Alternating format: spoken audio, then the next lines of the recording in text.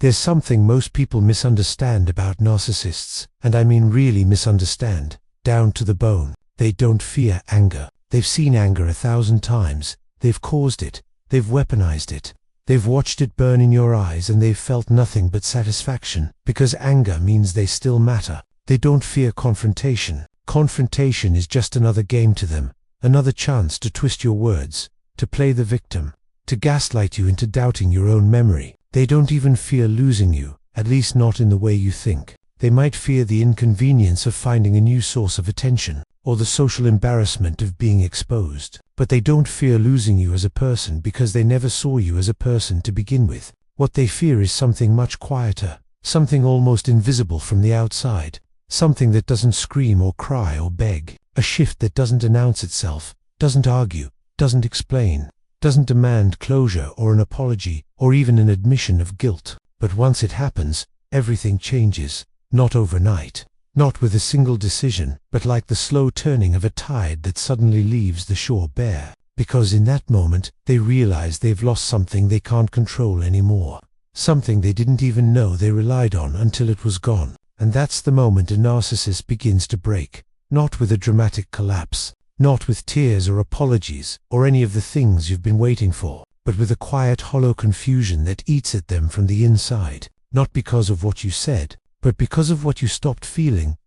Think about every piece of advice you've ever heard about dealing with a narcissist. Every article you've read at 3 in the morning when you couldn't sleep because your mind was still racing from the last fight. Most of it centers on fighting back. Stand up for yourself, they say. Call them out in the moment. Expose their lies to your friends, to your family, to the world. Gather evidence. Record conversations. Keep a journal of every manipulation so you can finally prove to them, that you're not crazy. Get revenge. Make them feel the pain they caused you. Give them a taste of their own medicine. It sounds powerful, doesn't it? It sounds like justice, like the kind of movie ending where the villain finally gets what they deserve. But here's the brutal truth that no one tells you, the truth that keeps people trapped for years, sometimes decades. You can fight a narcissist with everything you have. You can scream until your throat is raw and your voice gives out. You can collect evidence of every lie, every betrayal, every cruel word. You can build a case that would hold up in any court of reason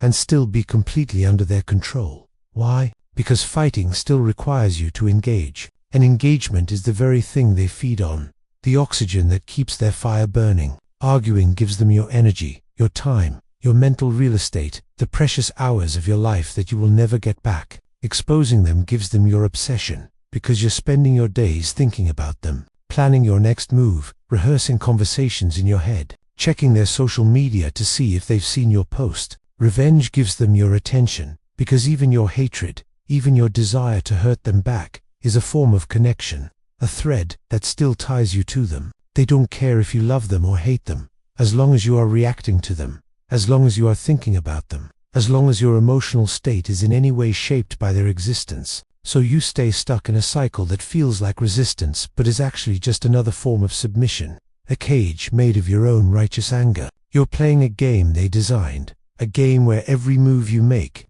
no matter how clever or justified, still keeps you on their board. And the only way to win, the only way to truly break free, is to stop playing entirely, not to play better, not to play harder, but to pick up your pieces and walk away from the table. Let me paint you a picture of what a narcissist actually needs from you, because most people get this wrong in a way that costs them everything. They assume a narcissist wants love, or loyalty, or some kind of genuine partnership, and that if they just give enough, if they just love harder, if they just prove their worth, the narcissist will finally see them and change. But that's not it at all, not even close. What a narcissist needs is control, not love, because love requires vulnerability, and they are incapable of that. Not loyalty, because loyalty means nothing to someone who sees other people as objects. Just control, pure and simple. Control over your emotions, whether you're happy or sad, angry or scared, elated or devastated. As long as they caused it,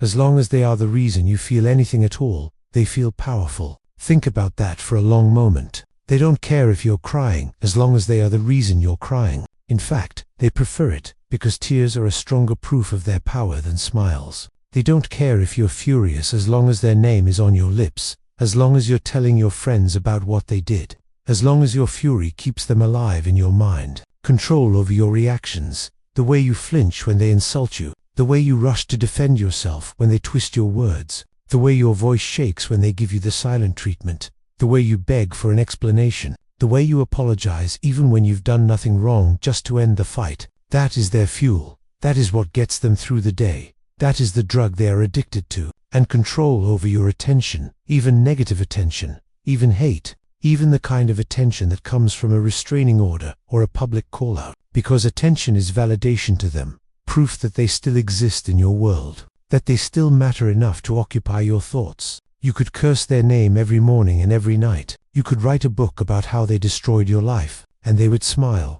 because you're still thinking about them, still giving them the one thing they cannot generate on their own: external relevance. This is the engine of the entire relationship, the mechanism that keeps you trapped. You react, they feel powerful. You chase, they feel chosen. You break down, they feel in control. And as long as that engine is running, as long as you are giving them any emotional reaction at all, they will never leave you alone. More importantly, you will never be free, because freedom requires you to stop feeding the machine, to stop being a source of supply, to become as uninteresting and unreactive as a wall.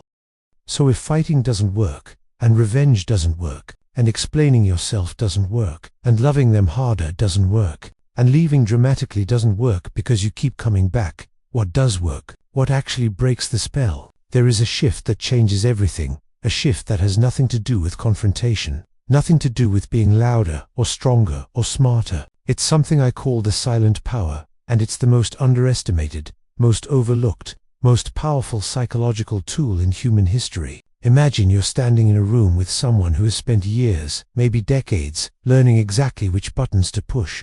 They know what makes you cry, what makes you defend yourself, what makes you beg for an explanation, what makes you question your own sanity. They have mapped your emotional landscape like a cartographer mapping a continent, and they know every weak spot, every insecurity, every wound that hasn't fully healed, every fear you've ever confessed in a moment of vulnerability. Now imagine that those buttons stopped working, not because you're pretending to be strong, not because you're holding back your feelings with sheer willpower and biting your tongue until it bleeds, but because something inside you has genuinely, authentically, irrevocably let go. You no longer feel the pull to explain yourself, because you've finally accepted, deep in your bones, that they understand perfectly well what they did. They just don't care. And no explanation in the world can make a person care when they are incapable of caring. You no longer feel the need for them to admit they were wrong, because you've stopped waiting for closure that will never come, closure that exists only in movies and in the fantasies of people who haven't yet accepted the truth about who they are dealing with.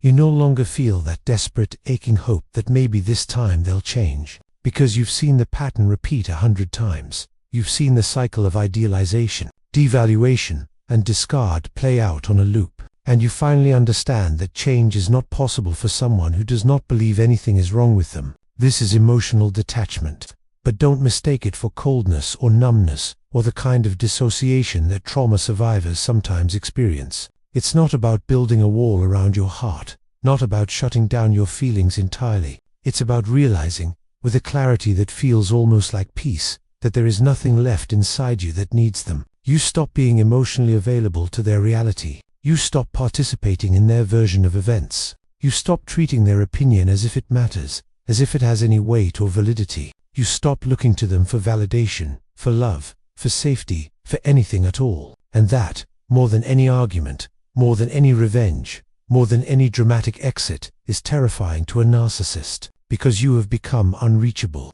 And unreachable is the one thing they cannot manipulate. Let me tell you what happens the first time you truly stop reacting. The first time the silent power takes hold. You don't announce it. You don't threaten to leave. You don't give a dramatic speech about how you've changed and how they'll never hurt you again. Those speeches are still reactions, still engagement, still fuel. You just stop. Quietly, privately, without fanfare. They say something designed to hurt you. Something that would have sent you into a spiral of self-doubt and self-blame a month ago, and you feel nothing. Not because you're suppressing it, not because you're pretending, but because you genuinely, deeply, authentically, do not care what they think anymore. Their opinion has become as relevant to you as the opinion of a stranger on a bus. They try to provoke a reaction by bringing up an old wound, by comparing you to someone else in a way that used to make you feel inadequate, by giving you the silent treatment which used to send you into a panic, and you don't give them the satisfaction of a response. You go about your day, you make tea, you read a book, you text a friend about something completely unrelated. They test you with fake apologies, the kind that are really just bait, the kind that sound sincere but are really just hooks to see if you'll bite, and you don't bite. They try sudden kindness, the kind that used to make you hope that maybe this time things would be different, and you feel nothing but a mild curiosity about how long this phase will last before the cruelty returns. They try cruel jokes disguised as humor, the kind that used to make you laugh uncomfortably while something inside you died a little, and you don't even register them as jokes anymore. None of it lands. Here's the thing they don't tell you, in all the advice articles, all the YouTube videos, all the therapy sessions. They feel the shift before they can even understand it. A narcissist is wired to read your emotional state. It's how they survive their own childhood. It's how they navigate every relationship. It's the only tool they have because they lack genuine empathy. They are hypervigilant to changes in your tone, your body language, your energy, your So when your emotional state goes quiet, when your reactions disappear, when your energy becomes neutral and unreactive, they notice immediately, like a predator noticing that the prey has stopped running. At first, they'll be confused. They'll think you're just having a bad day, or that you're tired, or that you'll snap out of it tomorrow. Then they'll get curious, and they'll test you harder, pushing every button they know, cycling through every tactic in their arsenal to see if you're still there. Then they'll get something that looks like anger but is really fear, a kind of desperate, flailing panic. Not fear of you physically, not fear that you'll hurt them, but fear of what they've lost. Because for the first time in your relationship, for the first time since they met you, they cannot predict you, they cannot control you, and they cannot reach you. You have become a locked door, and they don't have the key, and no amount of picking the lock or pounding on the door will open it. This is where the deep psychology comes in, the part that most people never understand, because they're too busy being angry or hurt or hopeful. You need to understand this if you want to truly grasp why silence breaks them, why detachment is the only thing that works,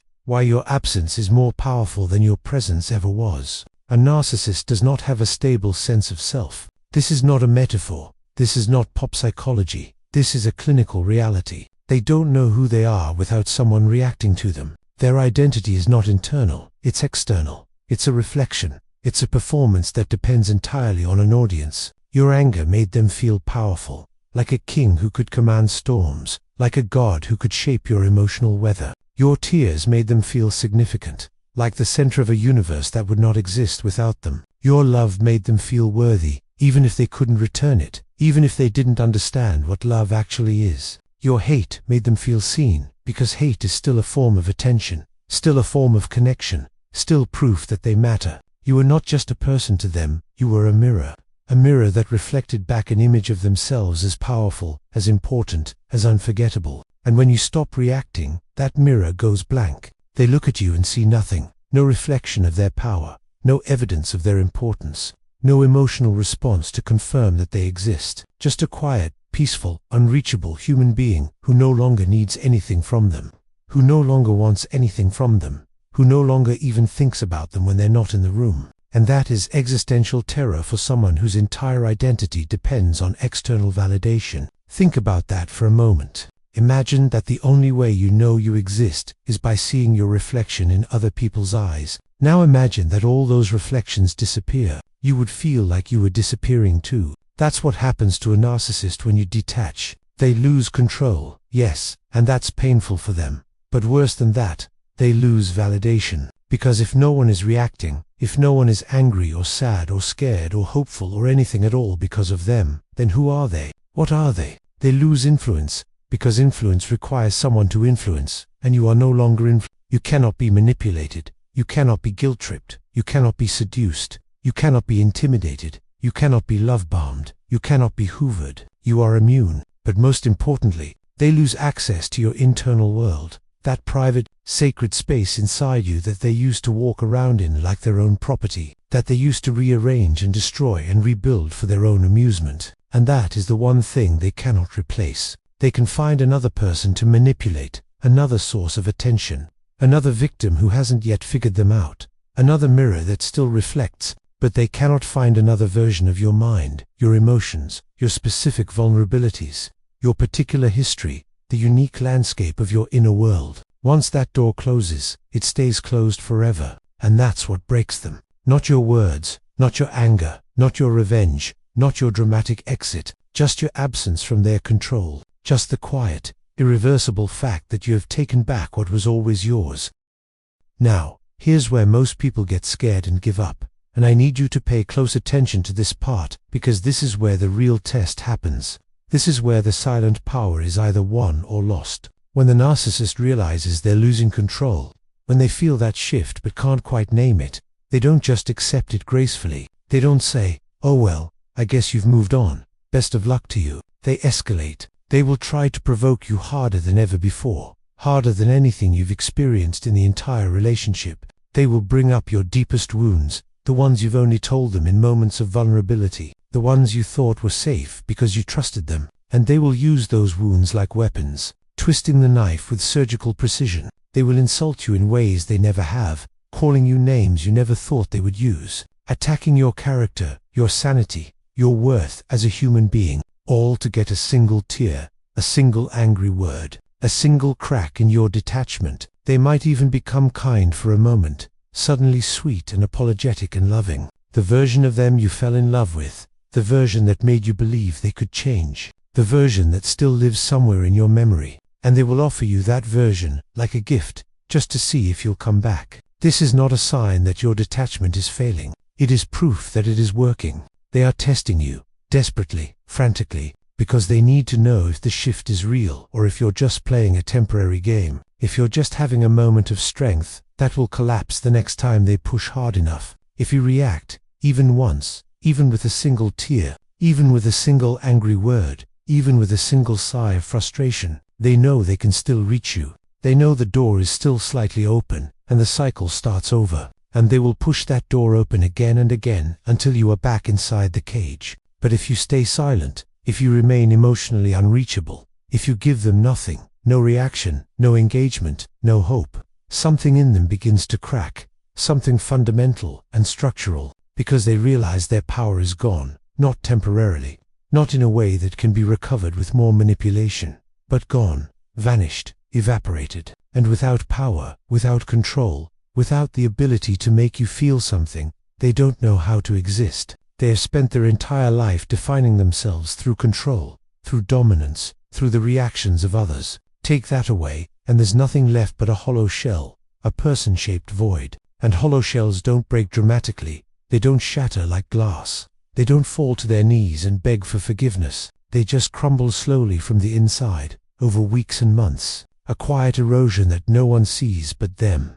There is a specific moment you need to understand, a moment that doesn't happen the first day or the first week, a moment that comes after you've stayed silent long enough that they've tried everything in their arsenal. They've been cruel, and you didn't flinch. They've been sweet, and you didn't trust it. They've played the victim, telling everyone who will listen how you hurt them, how you abandoned them, how you're the real narcissist, and you didn't defend yourself. You didn't correct the record. You didn't waste a single calorie of energy on what other people think. They've rewritten history, claiming they never did the things you know they did, claiming you imagined it, claiming you're crazy, and you didn't argue, because you know your own truth, and you don't need them to agree with it. They've tried to make you jealous by parading new people in front of you, new sources of supply, new mirrors that still reflect, and you didn't care, not because you were pretending not to care, but because you genuinely felt nothing. They've tried to make you afraid by threatening to destroy your reputation, to take your friends, to ruin your life,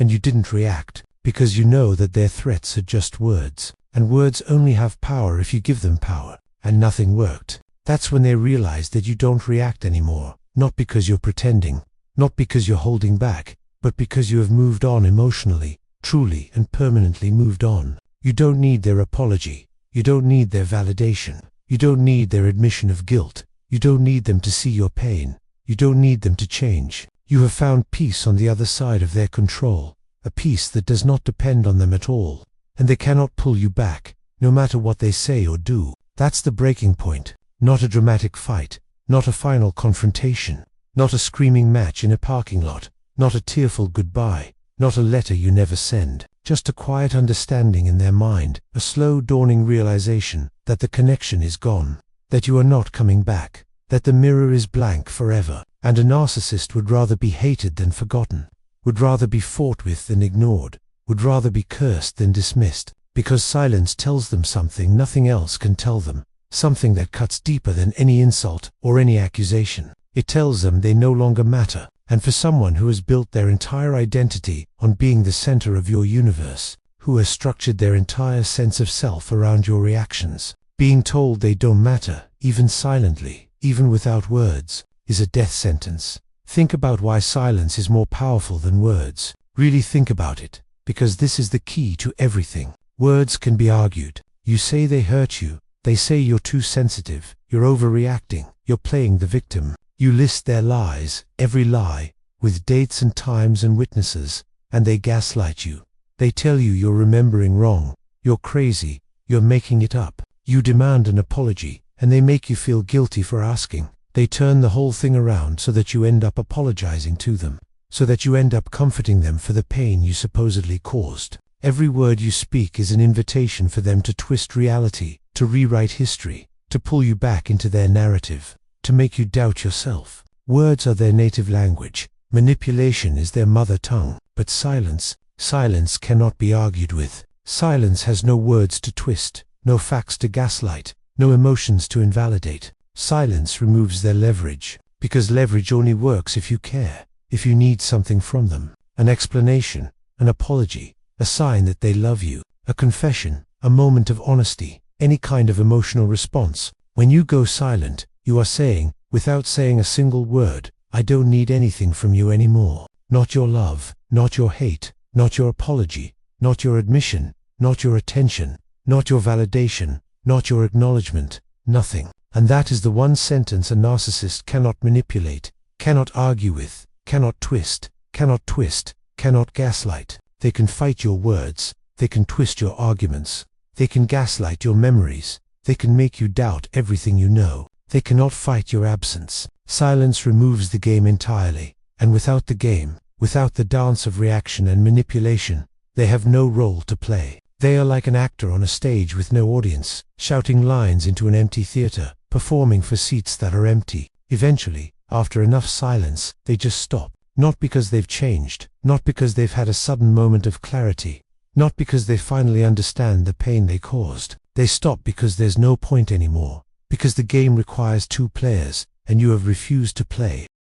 So let me speak to you directly now, because this is the part that actually matters for your life, for your healing, for your freedom. If you have been hurt by someone like this, if you have spent months or years trying to make them understand, trying to get them to see your pain, trying to win some argument that would finally make things right, trying to love them enough to heal them, trying to be perfect enough to earn their love, I need you to hear something important, something that might be hard to accept, but will save your life. You don't need revenge. Revenge keeps you connected to them, keeps you thinking about them, keeps you planning and scheming and obsessing. Revenge is just another form of reaction, just another way of saying they still matter, and they would rather have your hatred than your indifference, because hatred is still a form of attention, still a form of connection, still proof that they exist in your mind. The opposite of love is not hate, it's indifference, and indifference is what breaks them, not revenge. You don't need closure. Closure is something you give yourself,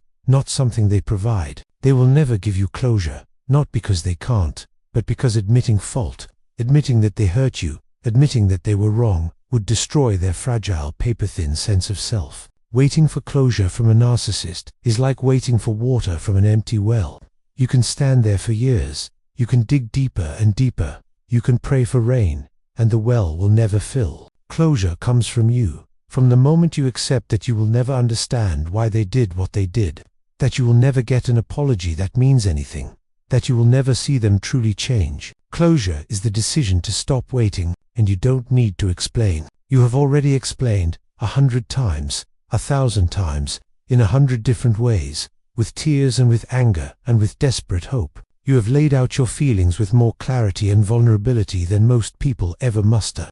You have used every word in your vocabulary. You have tried logic and emotion and pleading and silence and screaming. They heard you. Every single word. They just didn't care. More words will not change that. More arguments will not unlock some hidden empathy that was never there. More explanations will not suddenly make them see. Your power, your real, unshakable, silent power, is detachment. Not anger, not forgiveness, not waiting, not hoping, not understanding, not explaining. Just the quiet, private, irreversible decision to stop participating. You don't have to announce it. You don't have to prove it to anyone.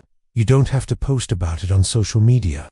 You don't have to tell them you're done. You don't have to write a goodbye letter. You just have to feel it in your bones. Feel it so deeply that no amount of provocation can shake it. And the moment you do, the moment you truly detach, everything shifts, not because they change, but because you do. You didn't break them by fighting harder, by being smarter, by winning arguments, by exposing their lies, by gathering evidence, by getting revenge. You didn't break them by proving anything, by showing them the error of their ways, by making them see the pain they caused, by holding up a mirror to their behavior. You didn't win some final argument or expose their lies to the world in a dramatic confrontation that finally made them see the truth. That only happens in movies, in books, in the fantasies we tell ourselves when we can't accept the reality of who they are. What actually happens, what really breaks the spell, what truly sets you free, is much quieter, much simpler, much more powerful. You broke the connection the moment you stopped needing them to understand you.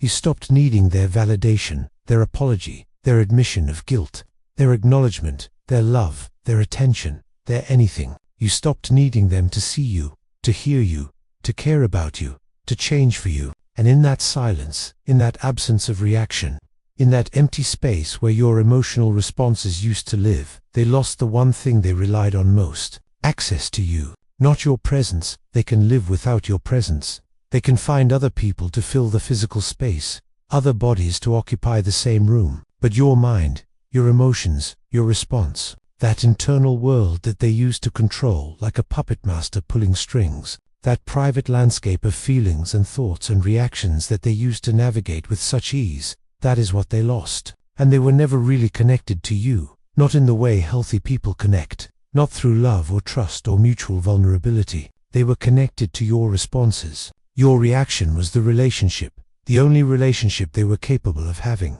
The moment you stopped reacting, the relationship ended, not with a door slam, not with a dramatic goodbye, not with a confrontation, but with a quiet fade that they felt in their bones. A fade that happened not because you left, but because you stopped being emotionally available. That is the silent power. That is what breaks them. Not your anger, not your revenge, not your words, not your leaving, just your absence from their control. Just the quiet, irreversible fact that you have taken back your internal world and locked the door. And once that's gone, once they no longer have access to your mind, your emotions, your responses, there's nothing left for them to control, nothing left for them to manipulate, nothing left for them to feed on. You are already free. You have been free since the moment you stopped caring what they think. You just have to stop going back, stop checking their social media, stop wondering if they've changed, stop hoping for an apology that will never come, stop giving them even the smallest crumb of your attention. You have to remember, every single day, that every time you react, you hand them the keys to your inner world, and every time you stay silent, you take those keys back. So take them back, keep them, let the silence do what your words never could. Let the silence be your freedom, let the silence break them, not because you want to break them, but because you have finally, completely, irreversibly chosen yourself.